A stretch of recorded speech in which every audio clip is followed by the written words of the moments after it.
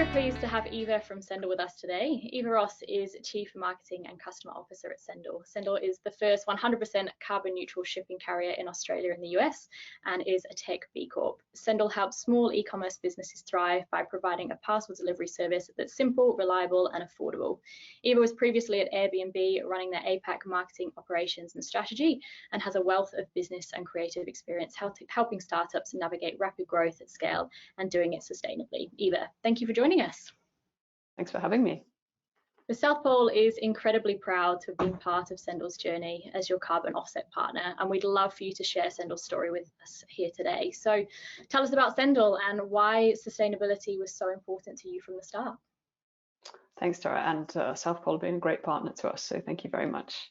Look, before Sendle was Sendle, Sendle was 2Share, and 2Share was a marketplace for the sharing economy. So if I had an item that I didn't want to go into landfill, but I had no one to give it to, I could send it over to you in a different city.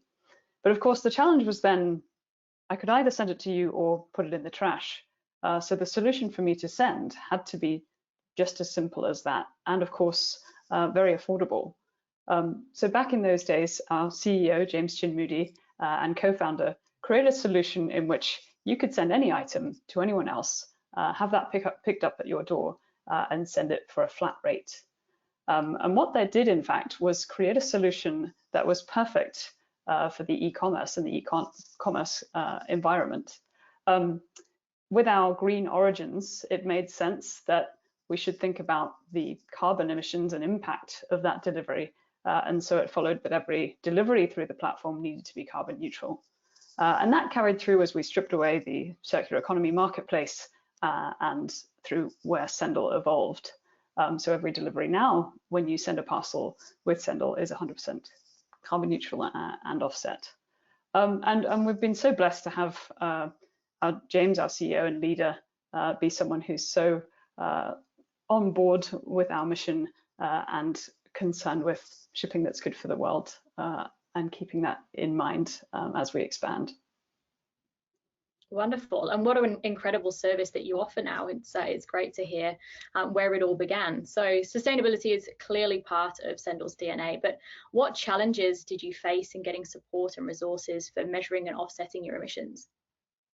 Well, let me share a bit of background. So as I said, our mission is shipping that's good for the world, and we talk about good, and when we're talking about good, we mean good for small businesses and good for economic empowerment and choices and those sorts of things, and good for the environment and sustainability and taking responsibility for the emissions that we create in logistics, which is indeed a fairly polluting industry.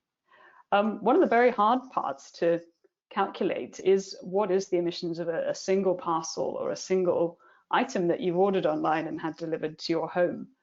So we had to think about, well, how is this item traveling? Is it going to go in a 1-ton truck? Is it going to go on an aeroplane? And what would be the emissions and the contribution of that single parcel or single kilo as a whole when it makes that journey. So we work with a lot of partners to try and estimate what that would be, and of course considered what is that contribution versus if you had bought an item rather than shared the item, and started to look at the emissions and impact through that lens. Over time, we've expanded that and started to look at what those emissions are when we're operating in the US and when we're using more ground services and when we're starting to expand other operations. But that's been a challenge getting to that final number. And I think we probably overestimate those emissions just to ensure that we really are covering the offsets that we create in that process. Yeah, it's not an easy thing to do, but thanks for persevering, and now you can obviously move forward and make these parcels carbon neutral, which is incredible. So thanks for putting in the legwork to get there. Now, how do you engage your clients on the topic of sustainability, and do you find that they actually understand carbon neutrality and offsetting emissions? Look, I think when we first started, so as I said, we've been doing this for about 5 or 6 years now. I think there was an association of green equals more expensive. So we used to really not talk about so much the fact that we did offset these deliveries, but over time, and particularly with awareness around climate change, people have become very well educated and started to really understand the different types of offsetting and the different types of ways that they can make a difference. So now it appears much more in our marketing materials and in the information that we share. And in fact, each year we ask the Sendler community of senders to vote on the carbon emissions project that they'd like to invest in. So we'll give them a variety of choices from decarbonisation and sustainability projects across different areas in the world to make a selection. And through that voting process, they make the choice, which is really wonderful. And then they're able to use those materials and share them with their customers. And often, we find these businesses have worked so hard to source a sustainable product and to think about sustainable packaging that it only makes sense that that carries through to the delivery and the last mile as well. So it becomes a very core part of their business proposition and really that first experience when an item arrives to their customer and a story that they can tell. Yeah, that's a wonderful way to get people involved, isn't it? And I think part of what we're trying to do here is spread the message. So I think that's kind of a key takeaway that other businesses can try and include when they want to get their customers involved as well. So obviously, increasingly, climate action is becoming business as usual, or so we hope. But as a first mover in your sector, what brand and customer loyalty benefits have you seen from it? I think it opens up all sorts of interesting conversations. So being a B Corp, we are a part of the B Corp community, and it's only natural that other B Corps are looking for a sustainable solution when it comes to their shipper. And it means that we're involved in a lot of those initiatives that involve broader businesses that have their mission as business for a force for good. So that's really opened up conversations. And similarly, when we look at partners, Shopify, of course, have their own sustainability commitments. And it made sense that when they came to the Australian market that we would partner together. So I think we've seen just other benefits that surround the impact in and of itself, and we're seeing that through our customers and through our partners in the industry. Yeah, fantastic. Really are spreading the word, continuing. And how about your employees? What do they value in the work that Sendle is doing around climate action? And have you ever seen their opinions or behaviours change as a result of your work? Yeah, I mean, being a B Corp means asking these questions and involving employees, and of course, employees are a key stakeholder in all of this. So we've done smaller things like the climate strikes. We did a competition where a lot of Sendle kids created posters. We had a competition, a virtual competition. But really, it's been a lot of these initiatives have come from our employees in terms of challenging us as to what we can do next, what we can do in the office. And how we can think more broadly for our community. So really a lot of the initiative does come from a broader centre than just the sustainability team. Wonderful. And now let's move on to the topic of net zero. So why do you think net zero is so important? Yeah, look, at COP25 in 2019, alongside 500 other B Corps, we committed to net zero in 2030. And so we really just think that by acting to decarbonize our business and achieve net zero emissions, we're really, laying the foreground for what our children's future will be. But I think it's important that businesses do remember that their contribution is key. And I think that we've managed to start that conversation in homes and for small businesses in the way that they set up. But also in the way that they're starting to think of the influence that they can have on big business and on the industry. And having been carbon neutral for so long, what was it that prompted you to take the first steps and aim for net zero? And maybe you could explain a little bit about any challenges that you might have faced internally to take this next step as well. Well, I mean, I suppose it's really inherent in our business model. So what Sendle does is we use the underutilized capacity in a truck and we fill that truck. Normally, when a truck is delivering a parcel, it might be going back empty. So we're ensuring that those pickups are happening along the way. So that's the sort of first contribution.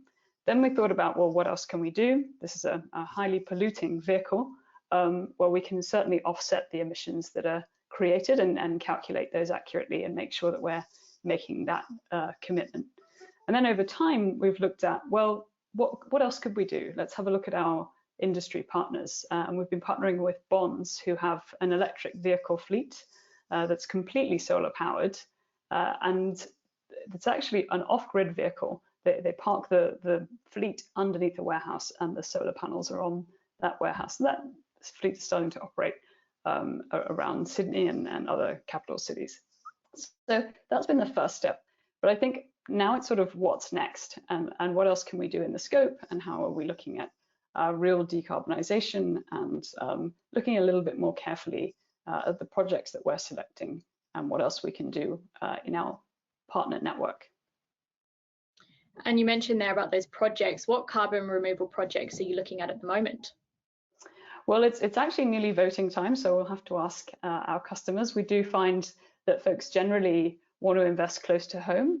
I think we've sort of seen that transition of, if I'm, particularly in lockdown and I'm not going to my local business, what else can I do to help my local area? And so a lot of the projects do tend to be in Australia, Australian-based, and in the US-based or Canada-based.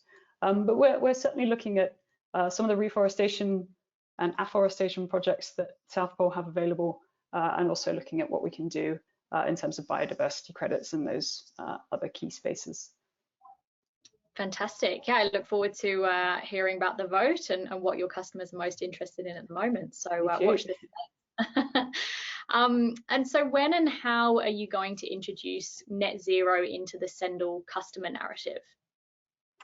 Look, I mean, I think we're all about authenticity. And so I think it's very important to involve people in the conversation and sort of start that spark and get that conversation happening, while doing so authentically and being genuine about kind of what we're able to do today versus what we're planning on doing in the future. But I think the big thing will be just keeping our customers and our partners across those plans and any goals and any targets as we start to set them and as we start to implement all of those strategies.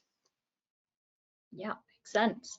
And why do you think it's so important to drive wider industry change?